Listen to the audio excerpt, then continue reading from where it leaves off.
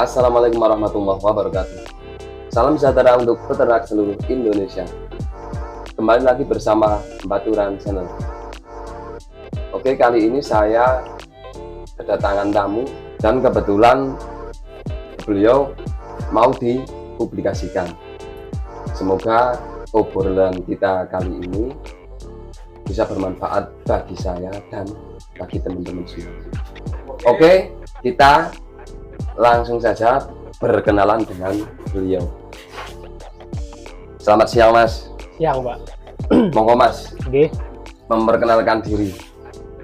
Saya Fauzan dari Wonosobo ya. Niatan saya ke sini mau tanya-tanya soal bisnis atau usaha kambing etawa, dan saya itu baru pemula. Ya. Saya baru pemula itu niatnya ke sini mau tanya-tanya sama jenengan bagaimana cara biar bisnis etawa itu kira-kira gimana? Maksudnya itu kelihatannya kan kalau bisnis kambing etawa itu kan lagi booming gitu ya. Oh ya. Lagi booming, jadi saya kenyataan gini ya, mau tanya lah sama jenengan bagaimana bagusnya sih kalau misalkan ternak kambing etawa itu. Nah, sebenarnya kalau babakan kambing etawa itu memang booming, Mas. Ya. Di berbagai daerah di Nusantara sudah banyak yang membudidaya kambing etawa. Soalnya kambing etawa itu kan bisa hidup di cuaca panas juga oke, di cuaca dingin juga oke. Kalau masalah usaha itu panjenengan mau breeding atau pembesaran, Mas. Kalau breeding itu kan pasti hasilnya itu katakan tahunan, Mas. Misalkan kita anggap saja dalam 2 tahun itu 2 kali beranak, jadi 5 bulan bunting, setelah 5 bulan kan beranak, Mas. Iya. Beranak 2 bulan jeda, setelah 2 bulan melahirkan itu kan di bulan ketiga seringnya itu kambing udah birahi lagi, minta kawin lagi. Jadi kalau yang produktif memang dalam 2 tahun itu beranak 3 kali. Jadi kan kalau buat usaha utama juga agak susah kalau memang indukannya itu nggak banyak. Iya. Tapi kalau indukannya banyak kan bisa dijadikan penghasilan utama.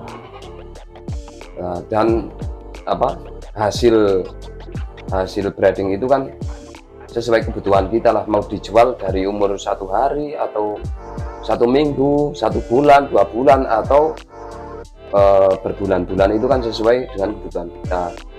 Sedangkan kalau pembesaran itu dengan target misalkan 3 bulan atau 4 bulan, itu kita harus target kambing keluar semua kalau mau dijadikan usaha yang usaha utama. Kira-kira itu bisa menjanjikan nggak, Mas, kalau misalkan ternak kambing etawa itu? Sebenarnya itu saya sendiri merasakan, Mas, kalau masalah menjanjikan atau tidak. Tapi sebuah usaha menjanjikan itu kalau dijalani dengan sungguh-sungguh. Kalau mau breeding itu dari persiapan lahan pakan itu harus mudah didapat dulu. Coba kalau kita di daerah perkotaan kan jaranglah pepohonan, atau sawah juga udah nggak banyak. Itu faktor utama itu lahan. Kedua, persiapan kandang, atau kandang itu yang bagus, yang seperti apa, ukurannya itu, ukurannya 1 plong itu berapa meter, terus ukuran dari lantai sampai ke lubang tempat makan itu berapa, itu penting, Mas. Terus kemudian pemilihan bibit yang tepat. Iya. Soalnya kalau pemilihan bibit juga udah nggak tepat, itu hasil akhirnya juga kurang bagus. Makanya, Mas, kalau sebelum jenengan mulai usaha itu belajar dulu lah, belajar dari sumber-sumber yang terpercaya. soalnya kan banyaklah senior yang bisa diajak sharing. Nah, dari situ kita akan mendapatkan informasi. Syukur-syukur mendapatkan relasi yang memang benar-benar mau mengarahkan dari pemilihan bibit sampai hasil akhir, istilahnya penjualan. Iya, iya. Soalnya kalau kita cuma bisa beli tapi kita nggak bisa menjual, bumerang di hasil akhirnya. Iya. Makanya sebelum memulai usaha harus jeli-jeli, harus sering bermain ke kandang-kandang yang menurut jenengan itu bisa diambil pengalamannya atau ilmunya lah. Itu kan tadi kita ngobrol yang breeding ya Mas. Ya, Terus kalau yang pembesaran itu kira-kira gimana Mas? Pembesaran itu maksudnya ya lamanya berapa bulan? Dan kalau misalkan pembesaran itu kita belinya yang kisaran umur berapa? Kalau pembesaran itu paling enggak kita memilih bibit di umur sekitar minimal paling kecil itu 3 bulan Mas, karena 3 bulan itu kan sudah kebanyakan sudah tidak disusui, kita hanya mengandalkan pakan. Nah, misalkan kita ambil bibit di umur 4 bulan itu berarti kita memaksimalkan perawatan sampai umur kurang lebih 4 bulan. 4 bulan. Soalnya kan udah jadi doro siapan kawin. Nah, tergantung masih mau itu apa, kalau udah siap kawin itu mau dijual atau mau di breeding itu kan hak jenengan. Ya. Tapi misalkan sudah mencapai umur 8 bulan 9 bulan itu harga jualnya itu sudah bagus lah, sudah banyak yang mencari dan harganya pun sudah kemungkinan sudah banyak lah untungnya. Ya. Tergantung bila apa kita dari pola perawatan kita mengandalkan semuanya beli atau memang sudah ada lahan pakan yang kita siapkan, itu kan bisa mengantisipasi pengeluaran per bulannya. Misalkan jenengan ngambil umur 4 bulanan itu di kisaran 3 juta sampai 3,5. Nah itu ketika sudah kita rawat 4 bulan atau 5 bulan itu per ekornya itu kisaran harga minimal 6 juta, bahkan ada yang 7 juta, bahkan ada yang lebih, tergantung kita mencari bibit itu seperti apa. Jadi pembesaran pun nggak asal-asal mencari bibit. Soalnya di kambing etawa itu kan ya, kalau menurut saya itu 40% dari bawaan kambing itu sendiri, dan yang 60% itu dari pola perawatan kita. Jadi misalkan kecilnya itu biasa-biasa aja lah, tapi dengan kita bersungguh-sungguh dalam perawatan itu bisa semuanya itu berubah drastis, dari mulai kepala, terus postur. Ya yang paling menonjol itu di kepala lah. Kalau telinga seringnya udah bawaan dari kecil. Cuma kalau memang kondisi postur itu bagus, telinganya pun lebih tebal, nggak apa ya, intinya itu telinganya itu berbobot lah. Apalagi model pasung itu pasti berubah kalau satu ada genetik bagus, kedua memang basicnya itu ada. Saya kan kondangnya kan bluer nyadil lah. Biasanya cilik gue cek pasungnya cek biasa, tapi perawatannya api, enggak saya jadi bluer, dagune jadi nyadil. Lah kalau memang kita mendapatkan bibit yang sudah ada dasarnya seperti itu, kemungkinan bisa 50% keuntungannya. Jadi intinya dari bibit itu ya Mas? Ya. Pertama dari bibitnya itu dulu. Pemilihan bibit itu pokok utama Mas. Jadi memang harus benar-benar kita mencari tahu dulu etawa itu harus dipelajari seperti apa, karena etawa kalau dibanding kambing Jawa itu, kambing Jawa sementing lemung yo gampang dol. Ya. Tapi nek wedhus etawa kuwi ora ming waton lemu Mas, memang berkualitas, harus ada kualitasnya. Wong jenenge wae kambing seni. Terus kalau menurut jenengan Mas, dari breeding sama pemeliharaan pembesaran itu kira-kira lebih unggul yang mana? Kalau saya disuruh milih, Ya, itu harus punya dua-duanya Mas. harus punya dua-duanya. Misalkan ada yang buat breeding dan ada yang buat pembesaran. Saya sendiri juga seperti itu Mas. Soalnya saya berharap dari hasil pembesaran saya itu kan, hasil keuntungan dari pembesaran saya itu kalau saya pribadi untuk mencukupi kebutuhan kambing-kambing breeding saya. Donge seharusnya ngetok ke duit seko sake dewe kan yuk seko bati apa dari keuntungannya pembesaran. Otomatis kan sopo wae lah, Iya.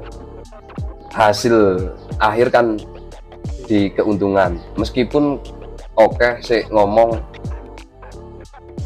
kambing seni ngu kontes ngu nopo-nopo intinya ngurusi seneng, tapi nek kalau saya pribadi saya mengutamakan hasil daripada kesenangan. Soalnya perawatan kambing etawa itu mahal dibandingkan kambing yang lain-lain. Kalau ya sesuai apa sebenarnya sih menyesuaikan modal lah Mas. Misalkan punya budgetnya cukup lah Mas, Iya. itu minimal 5 indukan 1 pejantan, itu minimal. Tapi kalau memang budgetnya mencukupi, paling nggak punya 7 indukan dan 1 pejantan. Nah, misalkan kan punya 7 indukan 1 pejantan dan punya 5 ekor pembesaran, bahkan lebih bagus. Misalkan 5 atau 10 ekor itu pembesaran, kan misalkan kita merawat yang pembesaran itu 4 bulan. Lah, keuntungan dari 4 bulan itu kan bisa untuk mencukupi yang 8 ekor tadi yang buat breeding. Jadi misalnya ono pakan sing tuku iso nggo bayar pakan. Ya contohnya seperti itulah Mas. Cuma panjenengan tertariknya itu mau breeding dulu atau pembesaran dulu, wih monggo. Cuma kalau memang budgetnya mencukupi, saya menganjurkan breeding sama pembesaran. Soalnya kalau breeding itu anggap saja hasilnya tahunan, sedangkan untuk pembesaran itu cuma hitungan bulan, maksimal 4 bulanan lah Mas. Iya, iya. 4 bulanan kita sudah bisa menjual lagi. Terus untuk kalau yang breeding itu kira-kira yang speknya gimana Mas? Terus kira-kira kisaran yang harga berapa? Kalau untuk breeding? Ya tergantung jenengan Mas. Ya. Ada yang breeding kelas ekonomis juga ada yang breeding di kelas menengah atau breeding kontes, itu tergantung jenengan lah ya, yang tahu ukurannya ya, mau bermain di spek yang seperti apa itu tergantung budget jenengan. Misalkan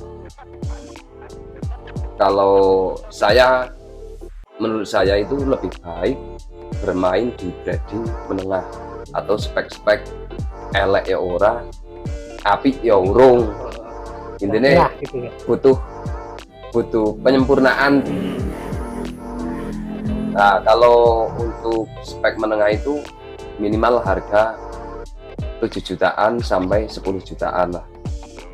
Itu hasil keturunannya kalau menurut saya pribadi udah lumayan Mas. Ada yang 1 kali beranak itu harga induk udah gratis. Ada yang 1 kali peranakan itu paling harga induk tinggal kalau di kalkulasi itu paling kurang 2 juta. Itu kan bermain breeding aman. Tapi kalau bermain breeding kontes itu menurut saya terlalu riskan. Ya. Coba misalnya jenengan beli spek kontes, kiralah di breeding ke di peranake kok turunannya karo induk wae api induk yo arak balik ke modal wae kesuwen. Tapi nek bermain di menengah, seenggaknya itu modal indukan cepat kembali lah intinya mas. Itu kalau spek yang 7 juta sampai 10 juta itu kan ya telinga udah lumayan, terus model pasung juga udah ada basic-basic yang bisa mengeluarkan sumber nyadil. Nah, terutama kalau saya itu kalau betina spek menengah paling enggak pasung itu udah pipih, melengkung pipih, terus dagu udah ke telinga, pangkal telinga itu udah enak, syukur-syukur telinganya itu tebel, lemer. Nah itu kemungkinan turunannya itu udah bagus lah mas. Terus kira-kira kalau untuk spek ekonomis itu gimana mas? Kalau spek ekonomis menurut saya itu soalnya gini mas, kalau spek ekonomis jelas biaya pakan itu kan hampir sama lah, sama-sama kita merawat, sama-sama kita makani, itu biaya pakan hampir sama spek ekonomis dan menengah. Cuma kalau hasil akhir itu terlalu jauh kalau menurut saya. Nah, coba kalau kita bermain di spek menengah itu kan ada yang umur 1 bulan laku 5 juta bahkan lebih. Kalau spek ekonomis nek ora saking bejone arah adol we, kadang wong kon nuku sing ekonomis kadang ya wah pasar sepi, apa urung ono pesenan. Tapi insya Allah kalau breeding menengah hasil keturunannya udah bagus lah. Kalau memang rezekinya jenengan bagus, itu keluar jackpot atau siap diajak jalan-jalan ke konten. Nah kalau keluar jackpot jenengan tanpa menawarkan hasil breeding jenengan itu, nah, khususnya tetangga atau relasi itu banyak yang bermain ke kandang ini. Nah, terus kalau misalkan ya mas, kalau misalkan saya ambil di sini terus nanti saya jualnya atau mengeluarkan itu gimana? Masalahnya kan di tempat saya kan belum ada ya mas, kan jarang lah yang ada kambing etawa seperti ini gitu. Jadi nanti saya bingung cara mengeluarkannya itu gimana penjualannya gitu. Ya, kalau masalah pemasaran mas, insya Allah saya siap lah. Saya siap membeli lagi atau menyalurkan lah mas. Intinya jangan sampai Anda bisa saya bisa memasukin ke kandang jenengan tapi saya nggak bisa mengeluarkannya, itu kan jadi bumerang sampean tuh. Makanya saya menyarankan untuk bermain di breeding menengah itu alasannya kenapa mas? Misalkan sekarang jenengan kok punya sampai 1 padahal itu spek ekonomis. Nah dari Purworejo ke Wonosobo itu biayanya udah berapa? Nah, misalkan cempe ekonomis itu umur 3 bulan harga 1.500. Misalkan saya ambil ke Wonosobo, saya bawa pulang ke sini, saya bawa ke pasar, saya paling dapat keuntungan 100.000 atau 200.000. Lah bensinnya aku arek melu sopo. Tapi kalau bermain di spek menengah itu ya kemungkinan misalkan cembenya itu harganya 5 juta, saya bisa mencari keuntungan 500, yang 200 untuk ongkos pulang pergi, dan yang 300 itu kan memang untuk saya pribadi. Itu alasan saya mengarahkan untuk breeding menengah. Soalnya ya kalau terlalu ekonomis mau dicari keuntungannya itu susah mas. Apalagi seringnya itu yang main ke kandang saya itu memang rata-rata itu sudah naik dari ekonomis ke menengah. Makanya saya kalau dari mitra-mitra saya itu saya ngambilnya yang kelas menengah untuk saya jual ke teman-teman saya. Tadi kan saya kan belum batio paham ya mas. Terus saya minta tolong itu jenengan kasih contoh spek breeding yang kira-kira kisaran 7 juta sampai 10 juta atau yang 10 juta up ke atas. Itu kira-kira contohnya kayak gimana? Ini tapi cuma contoh ya Mas. Iya, contohnya. Ya kita coba lihat apa spek-speknya lah. Oh iya. Ya kurang lebih seperti apa kan ntar bisa buat gambaran jenengan.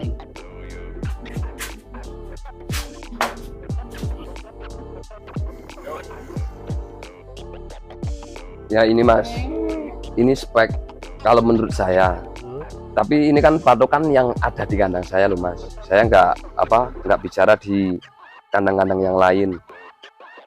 Ini kan kurang lebih seperti ini. Kalau yang spek 7 juta sampai 10 juta itu kurang lebih speknya seperti ini. Telinga ya udah nggak jelek-jelek, udah nggak jelek banget lah.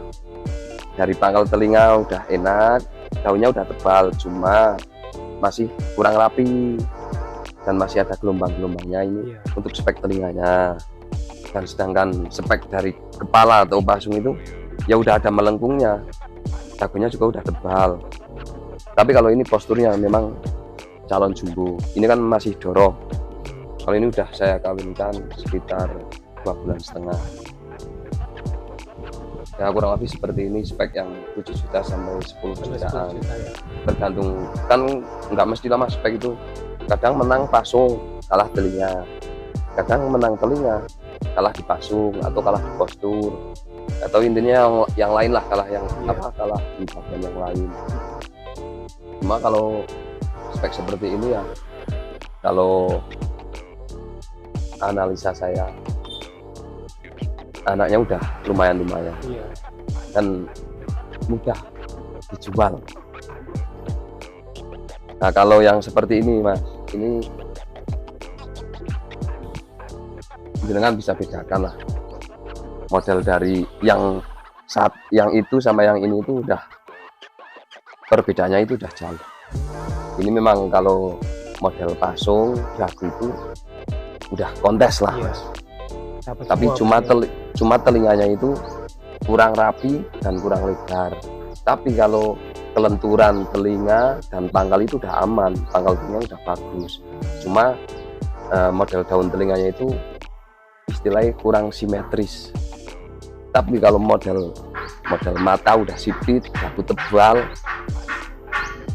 makanya spek yang 7 juta sampai 10 juta itu pasti beda lah. Kalau ini ya 10 juta ke atas sama spek seperti ini. Coba yang satunya.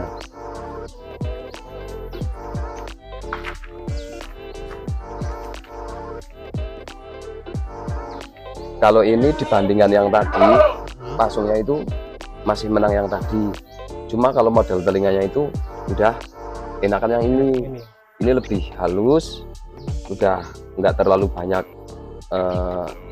bahasanya ke suara apa yang ngombake. Pangkal telinga udah aman. Nah ini hampir dikatakan komplit Mas. Pasung juga udah dapat, telinga dibandingkan yang tadi ya udah lebih rapi ini. Nah ya bisa dibedakan. Ini model bulu rewos, postur, matanya udah sipit, dagunya juga udah tebal. Kira-kira penasaran ora? Yang 7 juta sampai 10 juta contohnya seperti itu. Kalau yang 10 juta ke atas seperti ini dan yang tadi lah. Cuma ini hanya gambaran Mas, ini bukan dagangan, ini brandingan saya sendiri. Oh, dan jangan lupa Mas, kalau memang mau menjadi breeder sejati, genetik gen atau terah itu sangat penting bagi saya. Soalnya bisa jadi gambaran kalau terah itu, misalkan nuri, labas atau saung galung. Kira-kira nek aku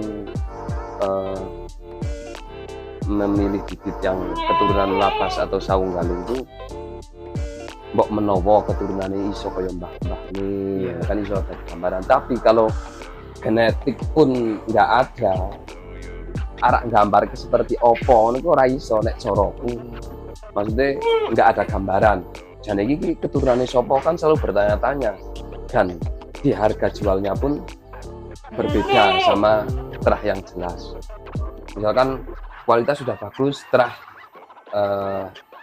terahnya nggak jelas, kadang pembeli wah terahnya ora genah, mbok cilik itok sing apik gedene elek ngono kan. Itu kasus yang sering terjadi seperti itu kan. Oke sing cilik pasukannya bluwer, mbasan wis gede pasukannya dadi ming biasa, padahal nek cilik wis bluwer regane ora bakal murah, mesti wis larang. Nah, kalau saya pribadi menyarankan bermain yang sedang lah. Misalkan beli jempe pun spek yang sedang tapi gen yang bagus, itu kemungkinan kalau kita rawat dengan baik besarnya akan lebih bagus. Terus Jidan punya contohnya itu nggak Mas, apa indukan yang dari harga 7 juta itu, peranaan nih? Oh, itu kayak peranaan gimana? Speknya harga 7 juta itu ada sih Mas. apa? Seperti ini Mas, ini yang dari indukan harga kisaran 10 jutaan itu keturunannya udah modal seperti ini. Pasung udah bluwer, telinga udah bagus, cuma ini kalah di pola warna. Tapi sebenarnya ini telinga udah lebih bagus dari induknya, ini pasungannya juga udah lebih bagus. Nah, kalau yang ini kan bukan satu kembaran, ini beda induk. Antara ini dan yang tadi itu udah banyak perbedaannya. Kalau yang tadi itu telinga lebih halus, lebih lebar, lebih lebih simetris dibandingkan yang ini. Terus model pasungannya itu udah beda. Ini udah lumayan cantik sebenarnya, tapi lebih kalah cantik lagi dengan yang satu, cuma di pola warna. Ini baru sekitar umur 4 bulan 5 bulan. Itu kalau untuk pembesaran kira-kira spek seperti itu harga berapa Mas? Kalau yang satu ini kisaran harga ya kurang lebih Mas 5 jutaan. Yang ini loh, yang telinganya masih biasa. Kalau yang satunya itu ini udah agak mahal Mas, soalnya memang kualitasnya udah beda. Kalau yang satu ini ya kemungkinan ya di angka 10 jutaan. Kalau postur sama-sama bagus, long chassis bahasanya, ekornya dor. Cuma yang membedakan itu antara pasung sama telinga. Ya oke teman-teman, mungkin video kali ini saya akhiri. Semoga obrolan saya dengan Mas Fauzan bisa bermanfaat untuk peternak seluruh Indonesia. Jadilah petani cerdas. Sampai jumpa di video selanjutnya. Jangan lupa dukung channel saya dengan cara like, comment, and subscribe, karena subscribe itu gratis guys. Assalamualaikum warahmatullahi wabarakatuh.